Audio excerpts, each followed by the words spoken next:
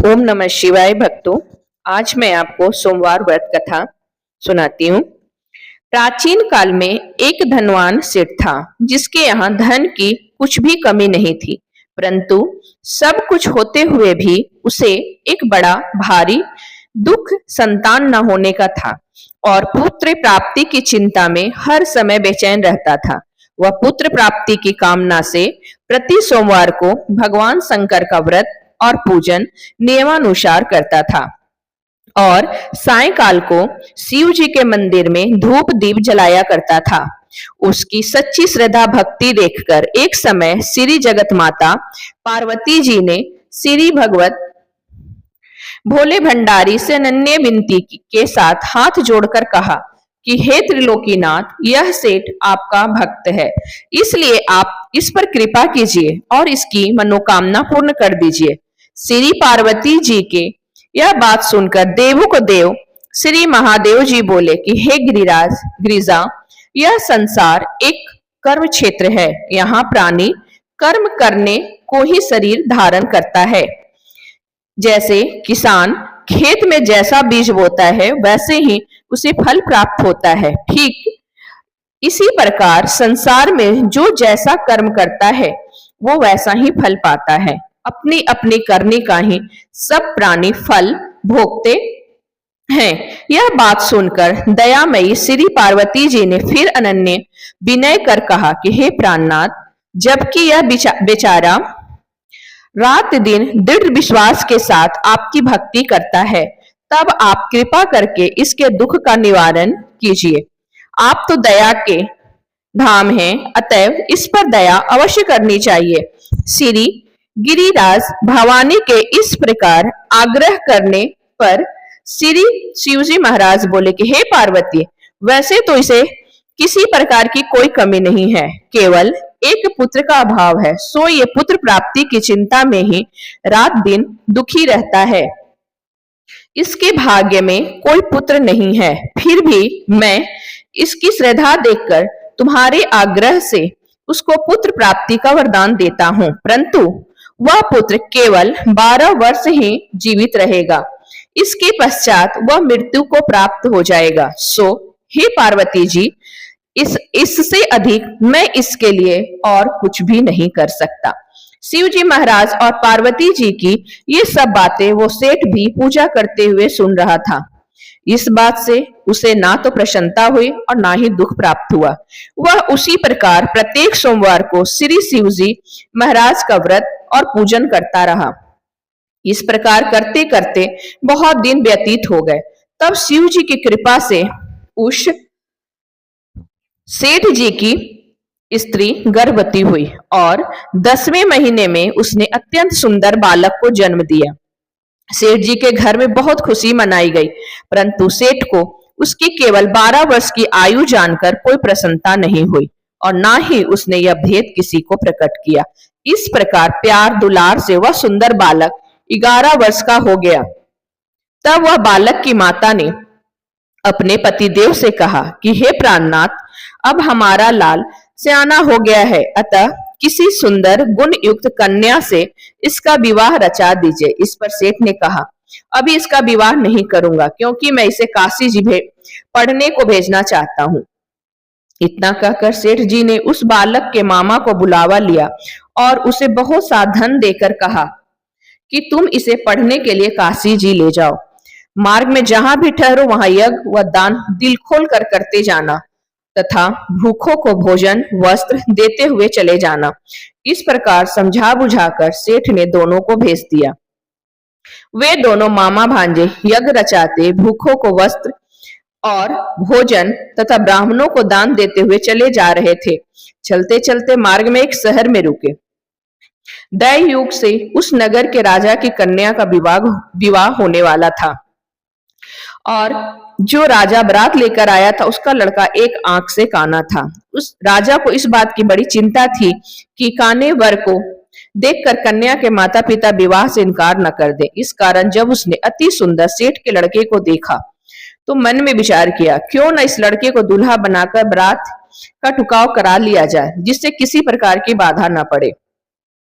ऐसा विचार करके राजा ने उस लड़के के मामा से प्रार्थना की तो वे दोनों सहमत हो गए। तुरंत उस सेठ के पुत्र को स्नान आदि कराकर तेल फुलेल मलकर उसे वर के वस्त्राभूषण पहना दिए। इस प्रकार उसका सौंदर्य और भी अधिक बढ़ गया और उसे घोड़ी पर चढ़ाकर बड़ी धूमधाम से बारात का टुकाव कराया। उस सुंदर वर को देखकर स्त्रियां बहुत प्रसन्न हुई और बड़ी सुंदरता से सब काम हो गया। वर के पिता ने सोचा इस समय का काम तो संपन्न हो गया, परंतु आगे फेरों के वक्त कहीं कोई बाधा न पड़ जाए, इसलिए विवाह कार्य भी उसी लड़के से करा लिया जाए तो अच्छा है।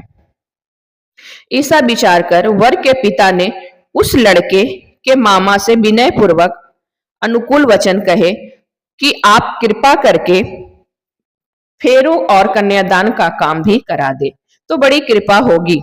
हम इसके बदले में जितना भी कहोगे धन दे देंगे। उन दोनों मामा भांजे ने वर के पिता की यह बात भी स्वीकार कर ली और विवाह का समस्त कार्य बड़ी अच्छे तरह से संपन्न हो गया। परंतु जब लड़का महल में गया और पेरला लाप करने के बाद राजकुमारी सो गई तो उसने राजकुमारी की चुंदरी के पल्ले पर लिख दिया कि तेरा विवाह मेरे साथ हुआ है, परंतु जो राजकुमार तुझे ब्याहने आया है वह एक आंख से काना है, इसलिए उसके बदले मुझे दूल्हा बनाकर सब कार्य कराया गया है। अब तुझे उसी के साथ भेजा जाएगा और मैं काशी जी पढ़ने को जा रहा हूँ। यह बात लिखकर सेठ जी का पुत्र तो चला गया और जब राजकुमारी सोते से उठी तो उसने अपनी चुंदरी के पल्ले पर यह बात लिखी देखी तो उसने काने राजकुमार के साथ जाने से इनकार कर दिया और साफ कह दिया कि यह मेरा पति नहीं है। मेरा विवाह जिसके साथ हुआ है वह तो काशी जी पढ़ने गया है। यह रहस्य जानकर राजकुमारी के माता पिता ने राजकुमारी को विदा नहीं किया और बारात को खाली ही लौटना पड़ा। बारात के लौट जाने के पश्चात राजकुमारी ने ब्रह्मचर्य व्रत के साथ साथ सोमवार का व्रत करना शुरू कर दिया। उधर सेठ का लड़का अपने मामा के साथ काशी जी पहुंचकर विद्या अध्ययन के साथ नित्य प्रति यज्ञ करता और याचकों तथा ब्राह्मण को दान देता। इस प्रकार उस लड़के की आयु 12 वर्ष की हो गई। तब उस दिन उसने यज्ञ रच रखा था कि उस लड़के ने अपने मामा से कहा, आज मेरी तबीयत बहुत खराब है। यह सुन उसके मामा ने भीतर लेटकर आराम करने को कहा। मामा जी की आज्ञा पाकर सेठ का लड़का अंदर जाकर सो गया और सोते उसके प्राण निकल गए। थोड़ी देर बाद जब उसके मामा ने देखा तो उसे मरा हुआ पाया। यह देखकर उसे बहुत दुख हुआ। फिर उसने सोचा यदि इस समय रोना पीटना किया तो यज्ञ अधूरा रह जाएगा, अतः उसने धैर्य धारण कर यज्ञ को संपूर्ण कराया और ब्राह्मणों को भोजन वस्त्र व दान देकर विदा कर दिया। यज्ञ में सब देवताओं सहित वहां शिव जी और पार्वती जी भी आए हुए थे। माता पार्वती ने तमाम हाल जानकर और सुंदर गुणित सेठ के पुत्र को मरा देखकर कहा, शिव जी से कहा कि हे प्रभु, यह तो उसी सेठ का पुत्र है जो आपके वरदान से हुआ था।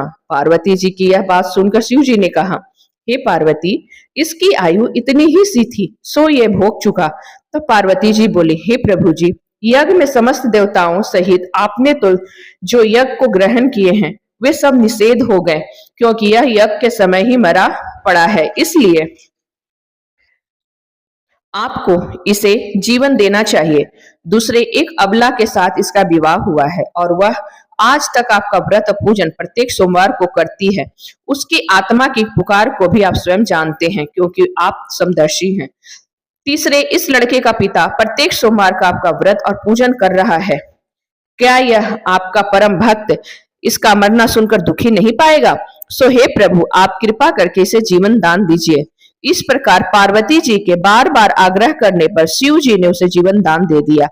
तब शिव जी की कृपा से वह सेठ का लड़का पुनः जीवित हो गया और शिव पार्वती कैलाश को चले गए। अब वह लड़का और उसका मामा प्रश्चित हो उसी प्रकार यज्ञ करते कराते हुए अपने घर से वापस लौटे और उसी नगर में आए जहां उसका विवाह हुआ था। वहां पर जब उन्होंने उस नगर में यज्ञ प्रारंभ कराया तो खबर पाते ही राजा रानी उस सेठ के लड़के को पहचान कर उसे राजमहल में ले आए और वहां उसकी बहुत खातिरदारी की। इसके बाद बहुत सारा धन दे दास दासियों सहित अपनी लड़की और जमाता को विदा किया।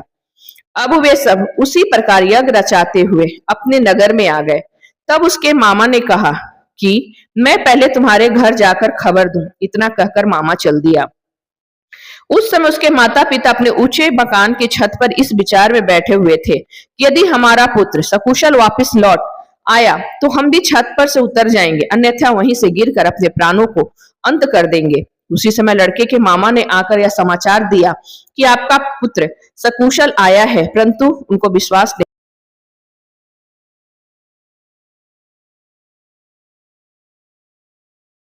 शपथ पूर्वक तमाम बीता हुआ हाल सुनाया और कहा कि आपका पुत्र राजा की लड़की से विवाह करके अनेक दास दासियों सहित राजकुमारी को लेकर आया है। तब तो सेठ ने बहुत खुशी के साथ उनका स्वागत किया और आनंद व प्रसन्नता से रहने लगा। इसी प्रकार जो कोई सोमवार के व्रत को धारण करेगा अथवा इस पुण्य प्रदान करने वाली कथा को पढ़ेगा या सुनेगा, उसके सब दुख दरिद्र नष्ट हो जाएंगे और उसकी सब मनोकामनाएं पूर्ण होगी, इसमें तनिक भी संदेह नहीं है। बोले शंकर भगवान की जय। जय भोलेनाथ। जो भी इस कथा को सुन रहा हो उसकी सभी मनोकामनाएं पूरी करे। हर हर महादेव।